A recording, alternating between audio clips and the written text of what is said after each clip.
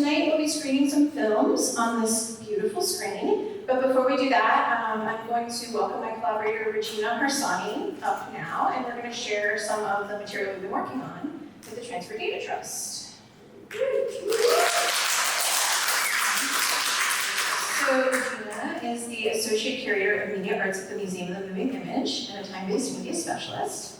And we've been exploring the ideas behind the Transfer Data Trust together since 2017, when we started something called The Current, which I think many of you also experienced that project. And with the backing of all of these amazing folks, we're now actually starting to bring this to life. So Gray Area is our fiscal sponsor. The Knight Foundation awarded us an tech sponsorship for the development of some conservation processes to preserve the longevity of this work. Filecoin Foundation for the Decentralized Web is all about building community around the ideas of the decentralized web. We're going to talk about that a little bit tonight. And Filecoin Foundation is helping us with development support. And then we have two new hardware partners, which we're super excited about, QNAP and Kingston, who are going to be providing materials to our studios. So just to get started, this is the first prototype of the vision. It took the form of a decentralized catalog, so this is a demo of that project. It may look like an ordinary website, but in fact it demonstrates a really new idea under the hood. We worked with a visionary development team called Fission, and they have an open toolkit that helped us create an entirely decentralized catalog. So everything you see here, all the images and text, is on the decentralized web. Why does this matter? Well, we've all become aware of the hegemonies of Web 2.0 that have been shaping everything from our personal relationships to global politics, and who have become enormously wealthy from our data. So this infrastructure we're experimenting with is a way we can take back our data from these centralized authorities and regain autonomy over the most valuable assets of our time, our information. So when you visit this prototype and start trusting, like you just saw, you're actually creating an encrypted file system on your local browser. So we are taking the crypto out of encryption. This has nothing to do with wallets or tokens or any of that speculative stuff. You're encouraged to store a recovery kit, as it says at the top, in case you switch computers or browsers. And in our future version, this might let you take control and ownership of any ways that you interact with the system. And once you have access, as you're seeing now, you have to be patient with load times, because it's coming from all over the decentralized web. And it's a pretty standard catalog. You can make an offer. So showing this prototype is a good place to start with the work we've been doing, because it's just an example of the front end of what we're building with the Transfer Data Trust back end. So we're going to tell you a little bit about this right now. So at the core of the concept of this idea is empowering artists to take ownership of their own infrastructure, and also, as I've been saying for a long time, is often the kind of practices that we've implemented happen once a museum is interested in acquisition, but that is not sustainable for this kind of artwork. It has to happen starting in the artist studio. So what we've done here is each studio has a network-attached storage drive, or a NAS drive, which is fully owned and controlled by the artist. It stores their archive redundantly, already on its own. It uses a RAID system, right? And a space is allocated that allows for it to be encrypted, right, across the network. So each artist who has this network-attached storage drive, this QNAP drive, they are connected to the other artist studio, and they're redundantly storing each other's files, which is the radical aspect of this. So Kelani is about to show you some early prototypes of this interface that we're beginning to create for this network-attached storage drive. Artists are totally welcome to use Terminal, and we can show them the process of not having to use a nice, pretty interface like you've been seeing, but we are developing an interface for that. And this may look familiar to those of you who've dealt with inventory management systems like DAMs, or other content management for artwork like Artsy. But fundamentally, this is very different because you're fully running this code on your local device. This infrastructure does not rely on any outside parties. And just to give an example of that, like QNAP, you could buy one of these network-attached storage drives and it'll come with a proprietary software. We were like, nope, we're not going to use that. We overwrote that. And the internet connection is at a fundamental level to the encryption, as Kelani was talking about with the browser aspect. Most importantly, the data is not stored on a third-party server, like Amazon. which you are tied to for a service fee or beholden to business closings. I mean, Amazon, yeah, technically they do redundantly store across the United States, but I don't want to trust them. So instead of it's fully owned, controlling your data, and you decide who has access. And the QNAP company is really awesome because they do allow for this level of open engagement with their systems. We probably will be leveraging some of the really interesting peer-to-peer networking that QNAP brings into play, just because of availability. Again, Decentralized Web, this is a long-term project, y'all. This is not gonna happen overnight. And it doesn't work that well yet. It's very slow, and it's very laborious, but that doesn't mean it's not important to experiment with. So we're gonna do both. We're really grateful to QNAP and Kingston for powering this. Each of these devices is going to have about 16 terabytes of data in the first version. So we're starting with a network of 6 devices across the artist studios in some of these locations here, and also at our partner institutions like Gray Area and here at NYU. And we're interested in what happens when collectors then start to bring these devices online, and we see our storage capacity grow. So it's a really interesting thought about how to create a more resilient infrastructure, right? So this is the very first time I'm showing this. Some of the artists haven't even seen this yet. They saw an early sketch of it. This is Carla Gannis' account. We're logged in here as Carla Gannis. So this is a look at what it might be like for an artist who logs into the system. And Carla's one of our founding artists. So you see here, we're logged in, you get a high-level view of the trust. You can get a sense of all the activity of the other artists, the conservators, the contributors, and advisors, and all the effort everyone's putting into the system. So this is this idea of a value exchange network component. So we know that archiving is a really lonely activity, and seeing the effort that others are going into this system, it's really encouraging. Also, I believe this value exchange is what powers new media art and the alternative communities that we all work within. And often that labor is invisible, and we don't see it. There's someone like Carol here in the audience who's been since the 70s in studio with all of these artists. And where is that visibility for the value that's gone into this system? So we're trying to think about different ways we can give shape to the metadata, these gatherings, and again, think about a way for self-managing this historic data set of care and contributions from all the folks who have made transfer possible and special throughout the years. So I believe if this kind of sovereign data management were to scale, it could shift the value structures in the contemporary art world by taking away the centralized authority of institutions and organizations, which quite frankly are failing us right now. The power of the extremely wealthy and their political agendas are really causing us to face censorship and all sorts of other issues in this moment. And instead, what would happen if we shifted that power into the studios? So there's some data that's also being shown here about events and recent documents. Again, this is really about transparency.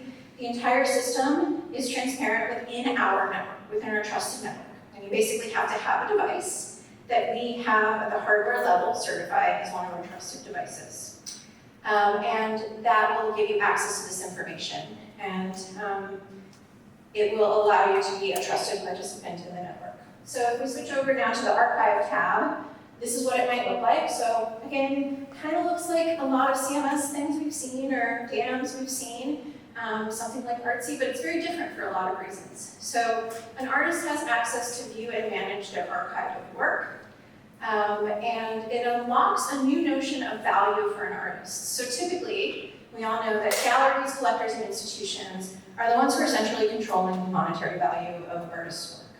But this kind of system offers a way for an artist instead to independently manage that and give those agents access to their data. So it's a reversal, right? So instead of Carla being told by her gallerist how much her practice is worth, she's managing her own inventory and has agency over that.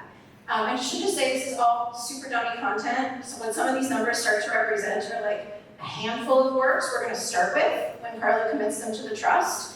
But this is, just an image to kind of illustrate these ideas at this point. So what we're really doing is trying to unlock the process of appraisal for artists.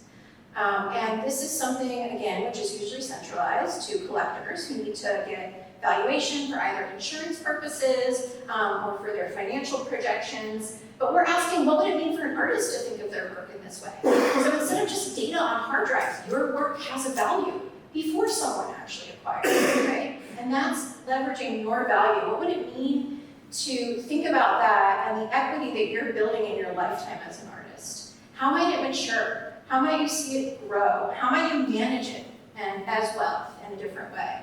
So we're moving away from just thinking of available artworks as inventory in someone else's control, or just data sitting latent on a hard drive that has no financial value until someone comes along to validate that. And we're going to just flip through some of the other visualizations, with the way that the data is going to be structured in the system. Essentially, it's a file tree, but then using metadata, we're able to show all these interesting views into the work and to look at work in different groupings. So here you're seeing by series. It lets an artist really easily find things. You can imagine once you go into an artwork, you'd be able to loan and share information about the work. This is a timeline, shows you some of the major events that have happened. If you notice at the top where it says artist Carla Gannis, we'll also be able to see this across the entire trust. So it becomes a really rich data set for artists to also see the context of their work among each other and their peers. And that might be especially interesting when we're looking at medium across many, many artist studios. And this is one of the things we really hope that the Transfer Data Trust does, is create this kind of efficiency around care. So say an artist is working in augmented reality, something that's constantly facing obsolescence. How might we be able to really quickly grab a bunch of artworks and see which artworks are at risk for loss or facing obsolescence, and then find some support to do a batch care treatment to bring them up into the current moment. So these are the kind of efficiencies we're hoping that by coming together as a cooperative and being more transparent, that we can kind of create a new way to take care of all of this data. And to get started on what that process looks like, we are working with an incredible team of professional conservators. So 2021 was a really weird year. People, thought that media art was just invented, around that time period. But I've been spending a lot of time educating people who are new to media arts and people who've been around that this care has been taking place since at least the mid-90s. And so it was really important to this project to involve individuals who are true professionals of time-based media conservation and implementing processes that have been thought about for close to 30 years now. This is really a core aspect of the project here. So we're excited to introduce our care team to all of you tonight. This group of folks have been generous about their expertise and curiosity to get involved with the project, and we're involving them all the way. So, as Kelani mentioned, even the interfaces you're seeing are just like beta, even alpha, not even. The care team's involved with all of the processes on that front, the metadata, etc. So we have Eddie Holland, who was a moving image archiving and preservation student at NYU. We actually met in graduate school. We had a class with Glenn Wharton, who was OG time-based media conservator, the first ever at Museum of Modern Art. Incredible, working on helping with a lot of our structure for disk imaging, taking an image of the entire computer in projects, which is an essential part of conservation. We have Taylor Healy, who's working as a time-based media conservator at the Fine Art Institute of Chicago, and also was the first graduate of the Institute of Fine Arts time-based media conservation program. So these are all very serious people we're excited to work with, and is really an expert, in my opinion, of technical artist questionnaires and interviews, which is such a major aspect of us understanding the artist's intent so that we can build manuals that are really essential for conservation care. And then we have Sasha Arden, who's here today, who's working at the Guggenheim. It's a fellow of Guggenheim and was working at SF MoMA as a conservator, and then also I think was the second graduate of the Institute of Fine Arts Conservation Program, and has been doing just incredible work around understanding immersive conservation, virtual reality, augmented reality. I mean, all of these people have been amazing in this really complex variable media area. And we have Claudia Roque, who has a PhD and is also been involved in time-based media conservation and metadata, like really deep thinking about metadata for a long time, and works for multiple museums, including the Haus Elektronik Kunst, the Heck in Switzerland. So yeah, incredibly, I can't be more grateful to have them all on our team and thinking about this idea of distributed care with artists. Each conservator will also be paired with the founding artisan studio, some of them have started already, to run through the entire process of conservation with them on select few works, 2 or 3 works each, which have been marked as priority by the studio, and we met with all the artists to see like what did they really care about preserving first and what was really at risk, like augmented reality. So Regina's dream team has come together. We're so thrilled. And we're probably going to be adding more folks to this list as well as the project grows. And we're able to pay our conservators. This is very specialist work. They're high-paid individuals, and we're really happy to be able to invest in them through the Knight Art and Tech Fund that we received an award from. We're also paying the artists for their time, because archiving is a lot of work to dig back through. And so making sure that everyone has the time and the space to focus on this work is really important. And why this is special is because what this ends up becoming in the future, I'm going to share just a few more thoughts before I ask if anyone else here has thoughts or questions. We are essentially building out a toolkit to share openly with other artists. So while artists will never be joining the Transfer Data Trust, y'all as a group of artists can start your own trust. There will be an entire toolkit. It will have a business model, which we haven't shared too much about tonight, because it's very much still in development. And then there will be the great UI UX interfaces. So all you would need to do is get a storage device, download the package, spin it up on your own, talk to each other about how you want to govern it, how you want to think about value exchange in your community, start to work through some of the processes of conservation. So while we don't seek to automate and replace these individuals, we do think that technology has really fallen behind in the art world. I think that's obvious to everyone in this room. So we think we can create a lot of efficiencies and help artists understand these methodologies so that when they do have time with these specialists, it will be that much more efficient and effective. So very important. This is not meant to automate away any of that special work, but to actually give you all a window into it where it's really kind of inaccessible at the moment. Yeah, and I just want to add that by efficiencies, what we mean is recognizing that this is variable media art, and this is work that is going to need to migrate and change for all time. You know, there's no forever permanent solution for conservation, so it's setting up a model that's going to help make that possible, starting at the studio level. So once we get to a product that we have validated with our core group of artists, hopefully by the first quarter of next year, so spring, we'll be reaching out first to institutions and organizations like Harvest Work, like iBeam, who have groups of artists that are already working together with very meaningful governance structures and exchanges, and saying, hey, what would it mean if you guys want to fork this, if you want to think about implementing it, how can we work with you? And then, as I said, it'll be open to any artist or any group of artists to also do the same.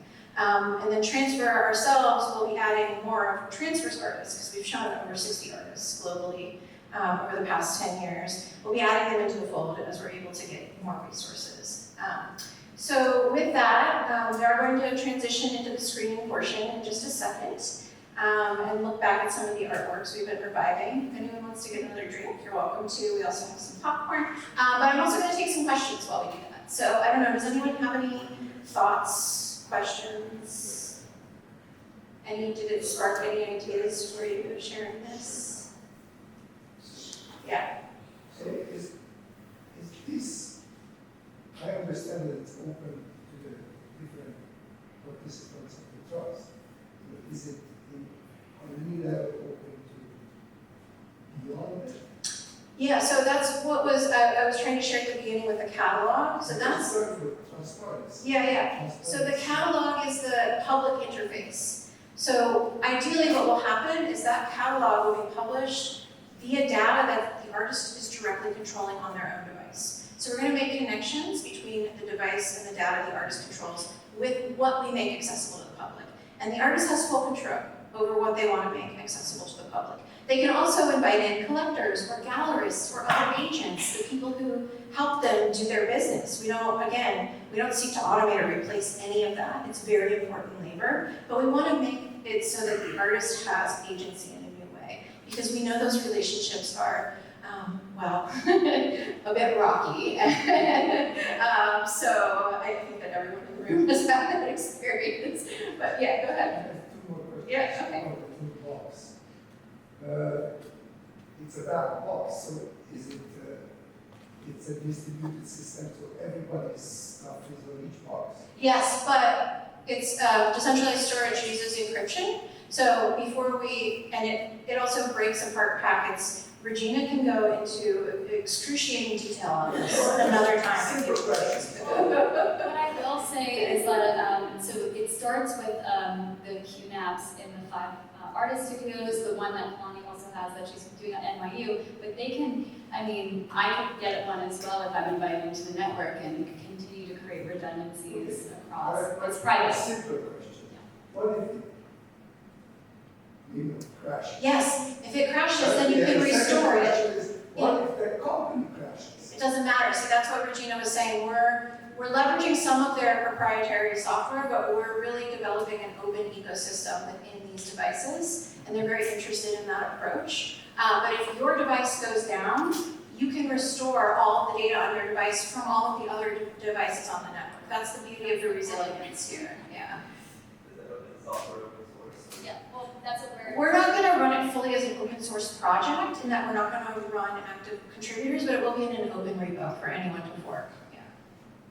The goal is to not rely on any particular application proprietary software. Like, of course, as we're building this, we're going to be using different applications, but from a systems architecture perspective, it's all about using systems that will allow us to migrate to new systems in the future. Because as I was talking about, our work is going to continue to change, but so is the underlying software. So it needs to be incredibly flexible for that, and that's something we're thinking about now. Yeah.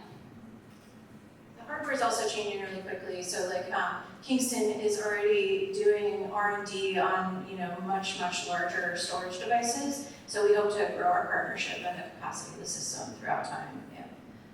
Okay. Is there one website where I can find out everything? Transfer.art. Transfer. Okay. Yeah. Because it's not. If you Google that, you come up with 7 different things that look like, but it's transfer.art. Transfer.art, yeah. How can you raise augmented reality, over the formats that needs to be constantly sort of cared for and migrated to the next platform? In this conception of this distributed file system, how are you thinking about artworks that have that hardware dependency or that other kind of spatial context?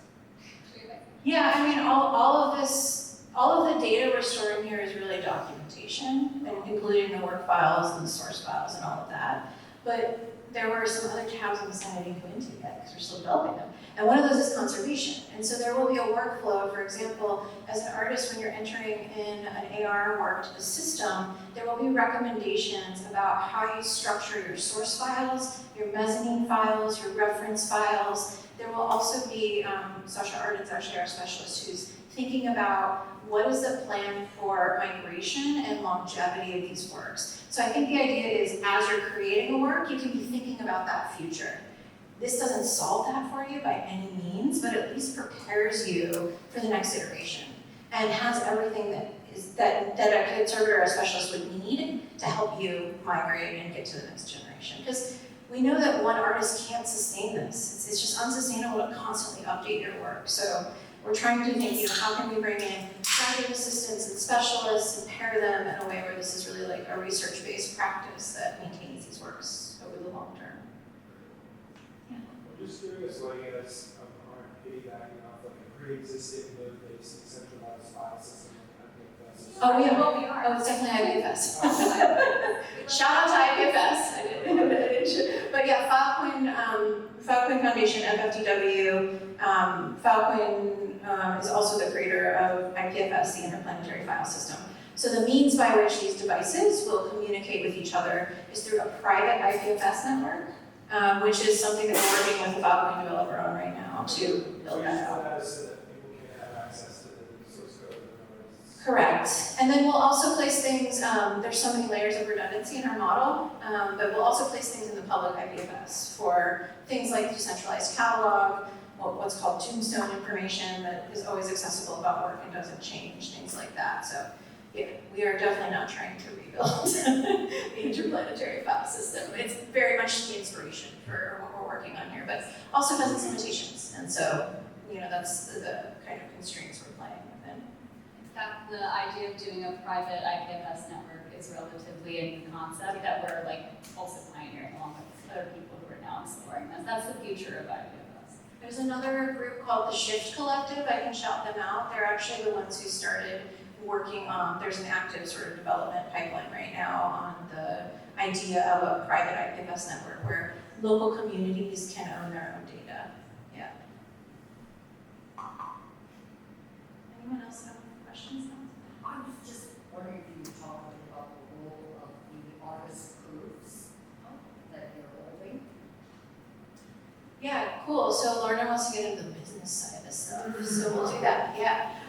So I didn't share much about it yet because this stuff is very much still under development. But the idea of value and financial value is a very important part of this concept. You saw some mock-ups of that, but how do we get there? How do we actually enforce that value? So what we're doing is we're creating a new business model that's a hybrid between a cooperative, namely a platform cooperative, which is really about data and online platforms, and a perpetual purpose trust, which is typically how an artist manages their estate, usually posthumously. So what we're looking at is what would it mean to have cooperative trust, where essentially, the way that editions work in the art world, you all probably know this, but you have your active editions, which you sell to collectors, and then you hold your artist proof. And your artist proof is you're retaining ownership and access to that work, to loan it, to show it, maybe later in your life to sell it, probably after you're gone. You probably hold on to it so that you can show that work for your lifetime. And so what we're looking at is what would it mean for artists to commit their artist proof cooperatively to start to pool value and create a collection together of assets that we hold in trust.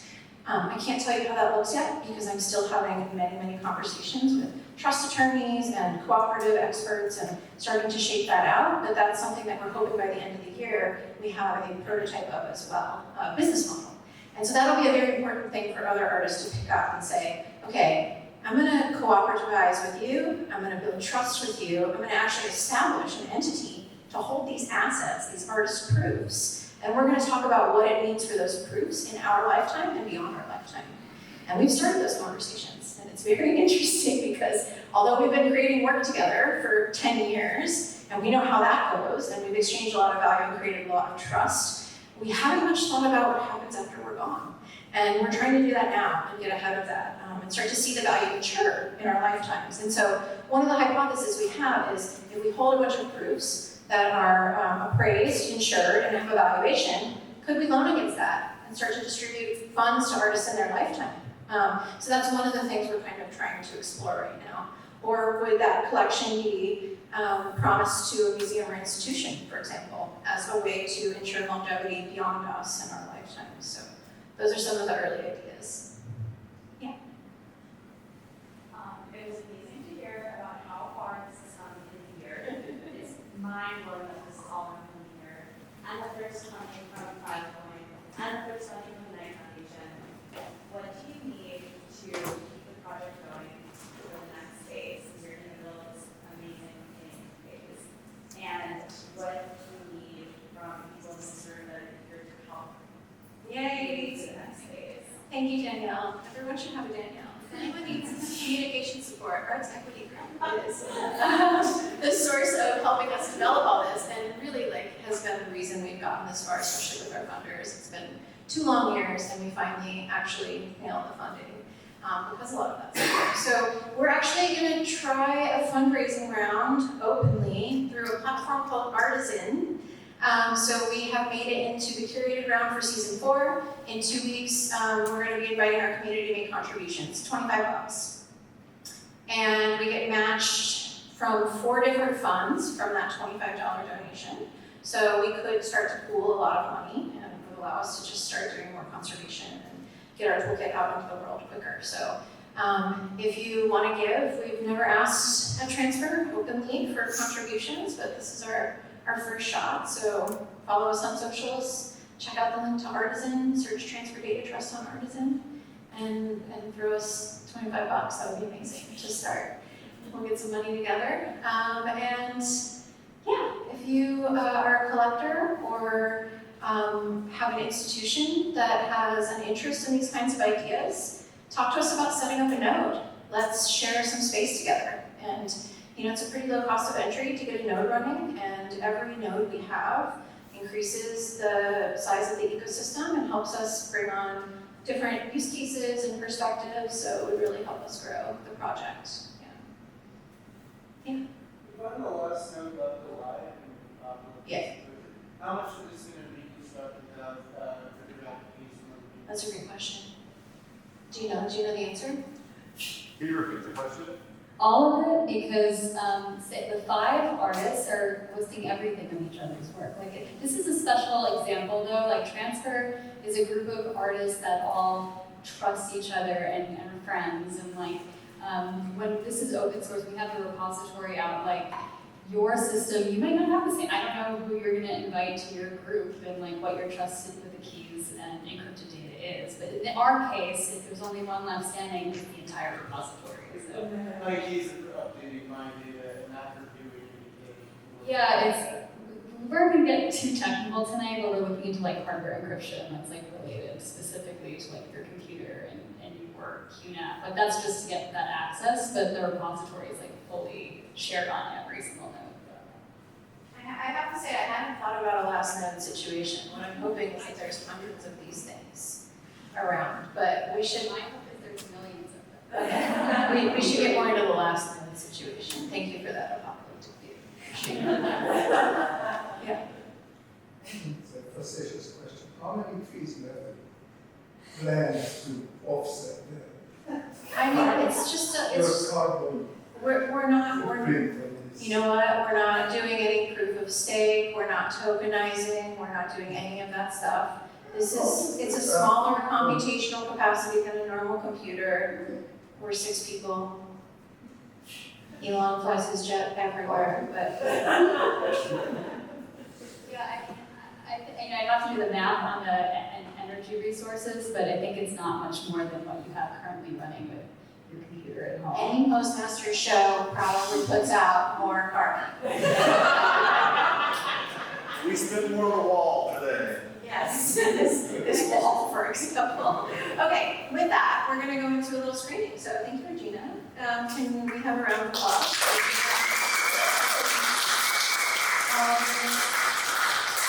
Okay, so this is going to run for about 30 minutes, 35 minutes. And a few artists are going to come up and give presentations in the course of it.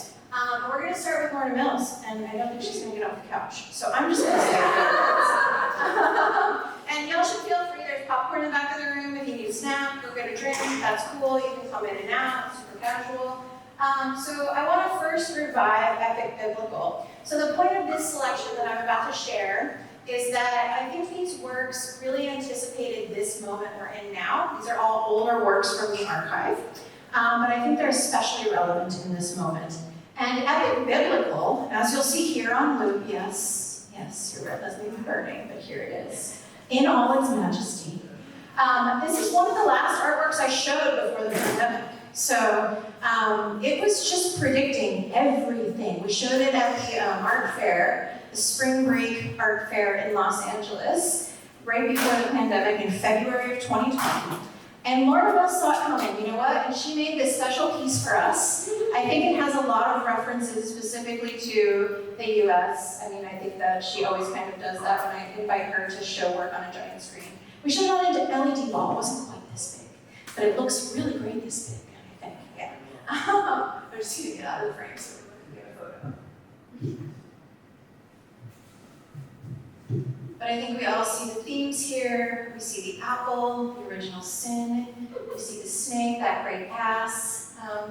For me, this crying baby is how I always feel at art fairs, so I love it when it appears in these works.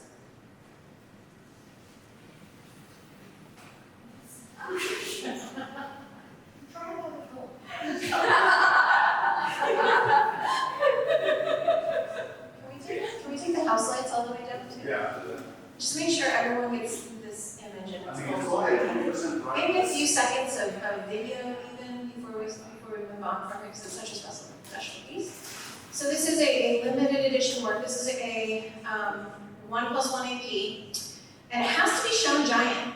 It's never been shown quite this big, but we would appreciate it being shown slightly smaller. But we really like it large. I mean, the fact that the ass is life size is really working for me here. So, and this is part of Lorna's series of installations. We consider it installation work because it really is extending beyond just a phone screen, a computer screen. It's outside of the space of the internet. It has a size and a scale, and that's really significant to the work. So Lorna is partnering with the conservator Aggie Colton, and they have their first session, and they're starting to talk about different iteration reports. So Lorna's very flexible in her work to respond to the size of the screen. And so some of those iterations are better than others. This one's fucking fantastic. I mean, let's be real. So we're going to go through and have Lorna's perspective on how well things worked as a part of the documentation around this work so that conservators in the future can think about how the work should be shown. And then there's also a lot of really interesting stuff to be done at the technical level with animated GIFs. And also video. This is oftentimes, and it is right now playing as a video, it's often installed as a video, even though it's created painstakingly as a frame-by-frame animated GIF. But there are a lot of different technical affordances of the work that we're starting to specify out.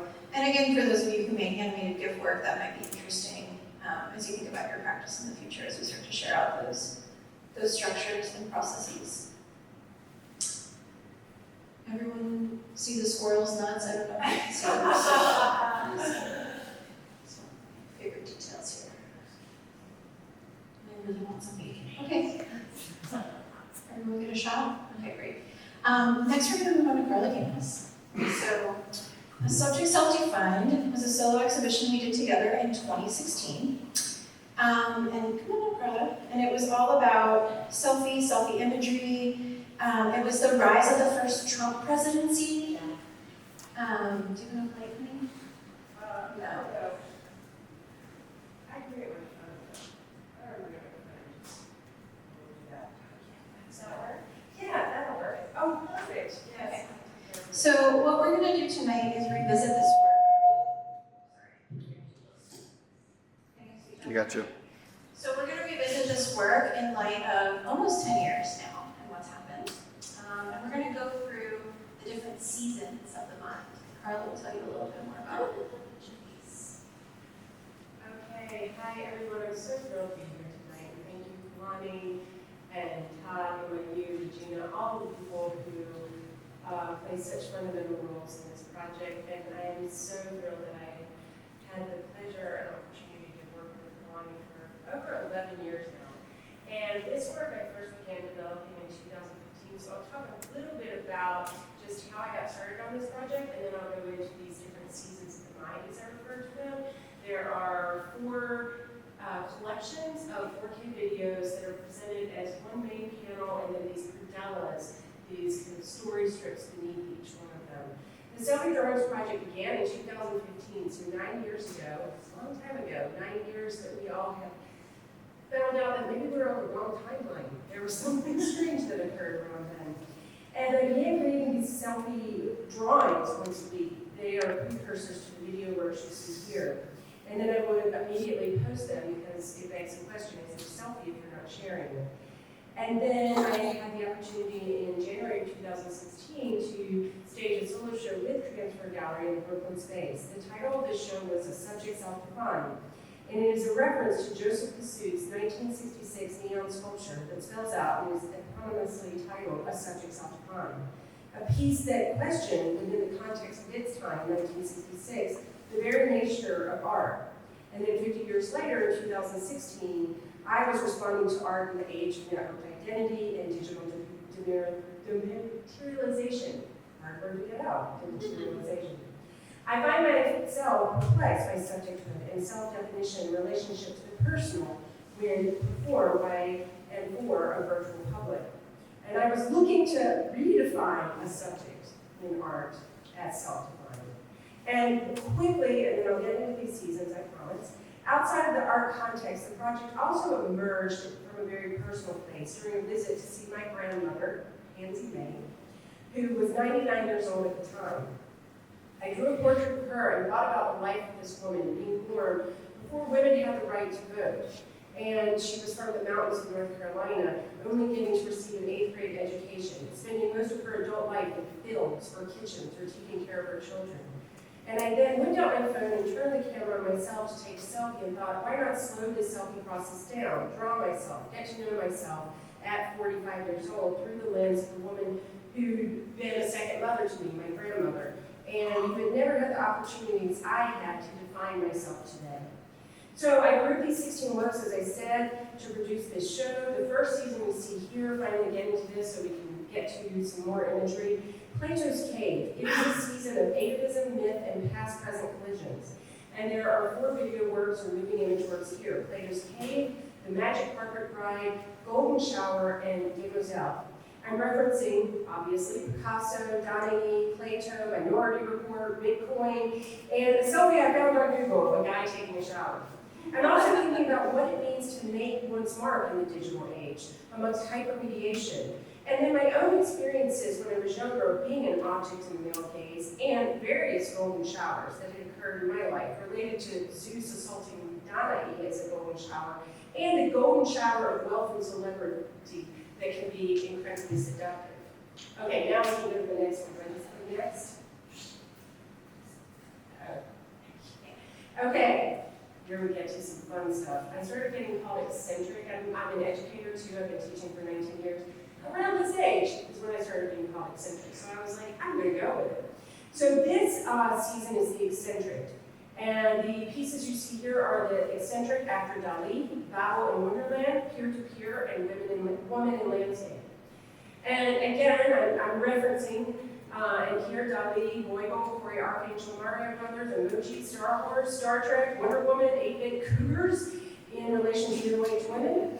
And on Wonder Woman's chest, we see a Lucille Bourgeois spider.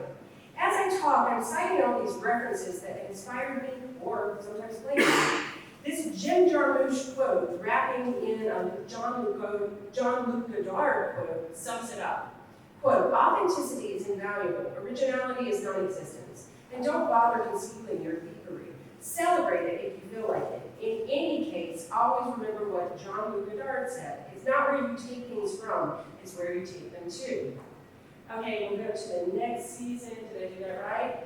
This is Bunny. And this is a season of interiority and comedic eroticism. And the last season I didn't talk about it, but it was definitely about role-playing and identification with popular culture. So in the season of interiority and comedic eroticism, there's Bunny, Teresa with Angel, Little Green Women, and Abstraction. There's St. Teresa and Ecstasy here, Aliens, the Internet of Things, Synecdoche, Parts for the Whole. But you can also see throughout this entire series I'm sharing that I'm alluding to many artists from the canon. These are artists I studied and admire still. But I do take a critical turn here by laying claim to my own subjecthood within the history of art, dominated by men for many centuries. Okay, and last one.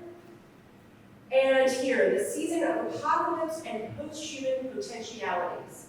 And so this is nude descending a staircase. Monkey on her back is the left predella. Post-selfie, where a woman is, which is me, 3D printing herself with Google Dream. And Electronic Graveyard, number 2, the upload. Duchamp, Magritte, Google Deep Dream, post-internet, post-digital, post-modern. This is 2015 and 16, by the way. So those post was, circulating quite a bit at the time. And particularly artificial intelligence and singularity, ideas like this, were all running through my head as I produced these works. Likewise, in Nude Descending a Staircase and Monkey on Your Back, we see climate change in action as an alien nude descends from a stormy, flooded Earth, and a woman walks through the looking glass and finds herself in the reality of a landscape ravaged by climate change. And so I'll stop there, but thank you for letting me present, everybody. Great to see you.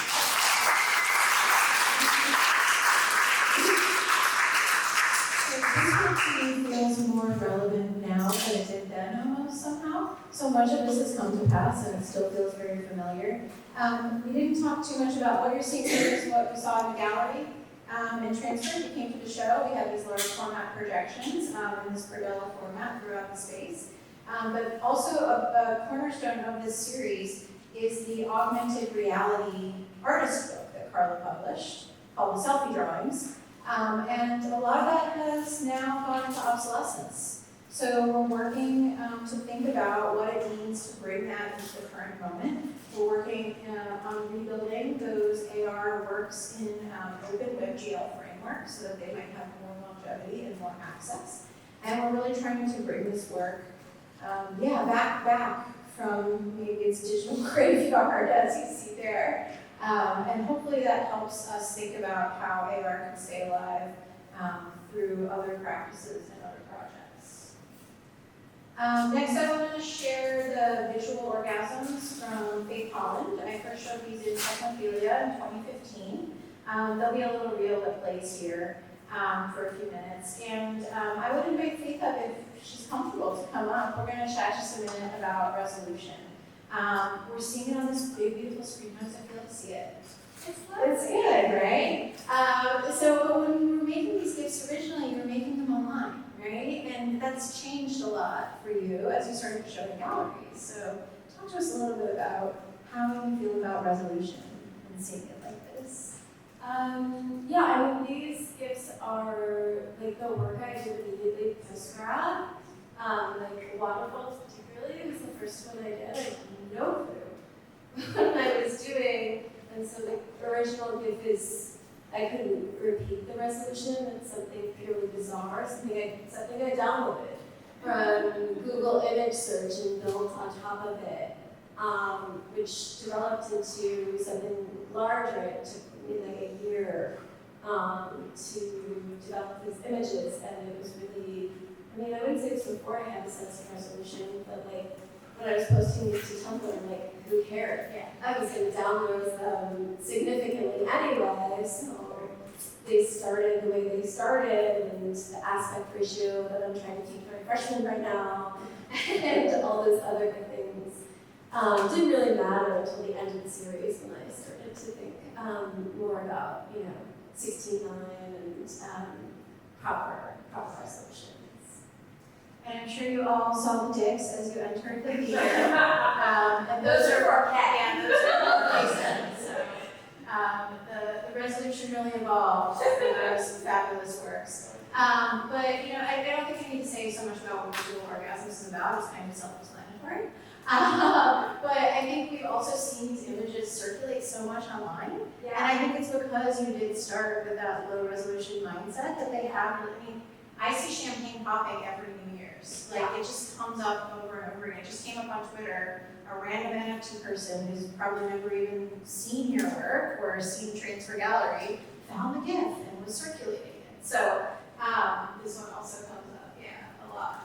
Yeah, one thing that's really fun, and eventually I'd like to do something about this, but these works have been on Giphy for 10 years, and so if minor league baseball team wins, it's like fireworks. I had my daughter's preschool, unbeknownst to them, publish fireworks on their Instagram feed. They had no idea it was my work. It was just the thing that they wanted to use for, end of the school year, 4th of July. So they have this kind of long digital afterlife, which I really enjoy. I get Google alerts, someone's posted this on Reddit. It's in someone's newsletter. They really exist in the world in a way that is totally divorced from what I was trying to do with them, which always remains interesting to me. And this is one of these ideas we've been exploring at Transfer for a long time about that circulation and the value. So these works are also available for collection. And Faith is now working with Microscope Gallery, but we do have a couple of these works on consignment through the Transfer Data Trust, so collectors can still acquire them and support that project as well. And what does it mean to own something that circulates so widely and that everyone has access to? And so this is that tension that we've been exploring for a very long time with these works. And I love you so much, and it's been such an honor to work with you and on these pieces. And also, thank you for giving me the opportunity to tell everyone to come see the dicks. Yes. That's the love show of the dicks. Anyone would like to loan the dicks, please let us know. Okay, so now I'm going to screen two films.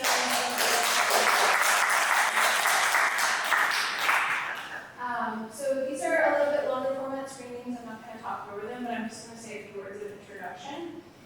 So Rosa Menkman created a VR artwork called DCT Syphoning in 2017. It was a work that was well ahead of its time. It circulated a lot in exhibitions as a video render, which we're about to see tonight. The artist actually created a render to the custom aspect ratio of the screen for you this evening. So hopefully you feel like you're walking through her world. And in this story, just to set it up a little bit, again, I think this really is a nice segue from our discussion of resolutions with faith. But we're going to move through different levels of image complexity.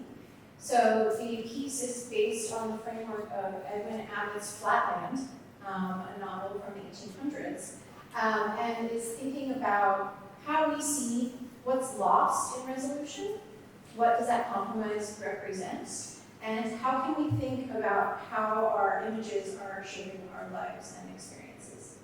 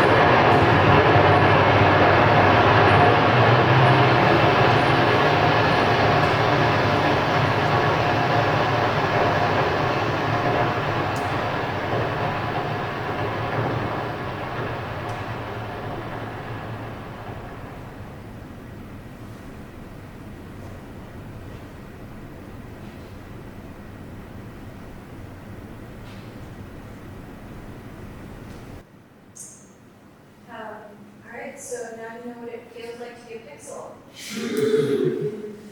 I love that work. Again, this was 2017. VR was just starting to pick up. And a lot of VR still today is just recreating our world and putting us into a virtual landscape that is, very much like what we are experiencing. And Rosa took it into a completely different place, turned us into a pixel, took us through a historic narrative, and I really appreciate the depth of that work and how ahead of its time it was. Okay, so this is the last film in the screening. Eva Papamargariti's For Now I Can Promise is that things will become weirder. I think this pretty much wraps up what this selection of works tonight is all about. It was originally commissioned for the Athens Biennale. It is a 16:9 video, and it runs about 6 minutes in length. And again, I think feels very much like our lives now, even though it's a piece about 5 years old now, more than that. So,